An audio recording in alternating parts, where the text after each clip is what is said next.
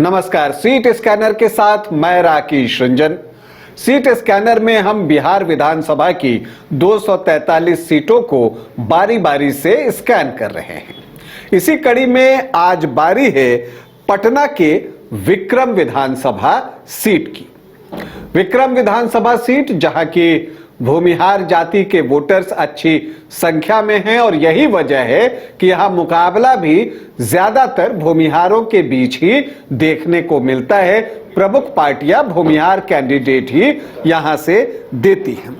अगर आप विक्रम विधानसभा की बात कीजिए तो यहां पहला चुनाव 1957 में हुआ था और मनोरमा देवी यहां की पहली विधायक थी। दरअसल बिहटा विधानसभा से अलग होकर विक्रम विधानसभा का गठन हुआ था।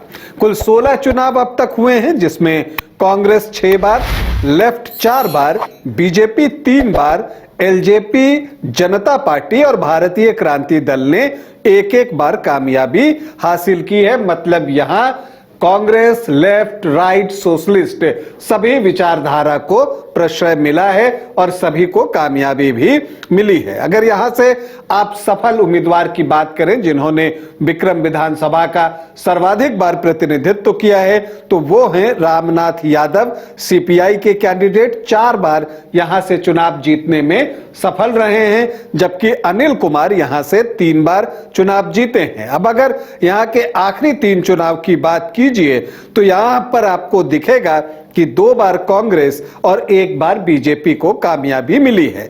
2010 में अनिल कुमार बीजेपी के टिकट पर चुनावी मैदान में थे और तब उन्होंने एलजेपी के सिद्धार्थ सौरभ को 2352 वोटों से पराजित किया था। हालांकि तब मल्टी कॉर्नर फाइट हुई थी, लेकिन 2015 में जब महागठबंधन बना, आरजेडी, जेडीयू, कांग्रेस साथ मिलकर चुनाव लड़ने को तैयार हुई और कांग्रेस ने अपना प्रत्याशी दिया तो मुकाबला आमने सामने का हुआ और बीजेपी के अनिल कुमार को हार का सामना करना पड़ा।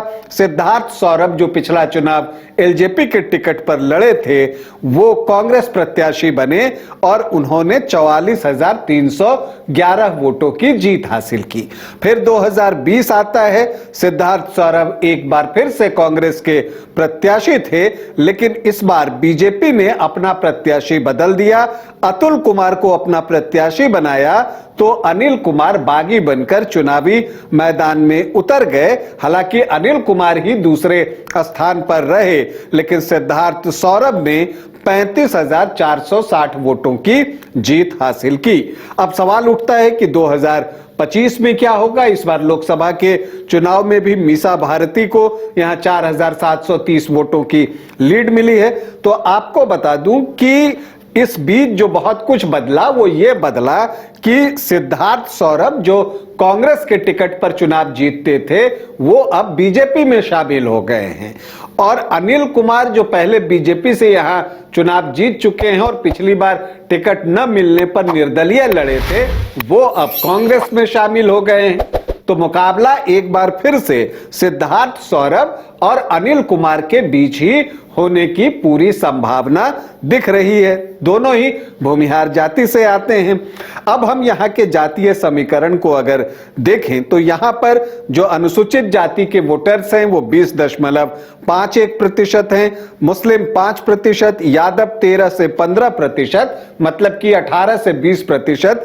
MY का इक्वेशन है, भूमिहार 25 से 26%, कुछ इससे ज्यादा कहते हैं, कुछ इससे कम मानते हैं। राजपूत 1 से 1.5%, ब्राह्मण 3.5 से 4%, तो सामान्य जाति के वोटर्स 29 से 30% के आसपास हैं। लवकुश के वोट अगर आप जोड़ दें तो 11 से 12% का यह आंकड़ा आता है, तो वैश्य भी 7.5 से 8% हैं। तो जो जातियां एनडीए को परंपरागत रूप से वोट करती हैं उसका आंकड़ा 48 से 49% के आसपास पहुंचता है। लेकिन चूंकि महागठबंधन से भी भूमिहार प्रत्याशी ही होते हैं तो भूमिहार वोटों में सेंधमारी होती है और उस वोटों का वहां पर बंटवारा भी होता है और ये चीज देखने में हमें आती है। तो अब इस बार विक्रम में एक घमासान होना है। घमासान इसलिए क्योंकि कांग्रेस प्रत्याशी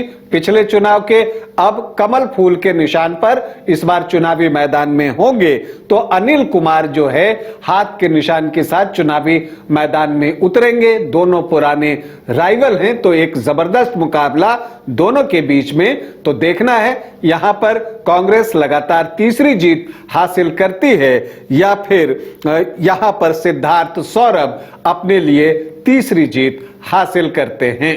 अभी के लिए इतना ही, इजाजत दें, नमस्कार।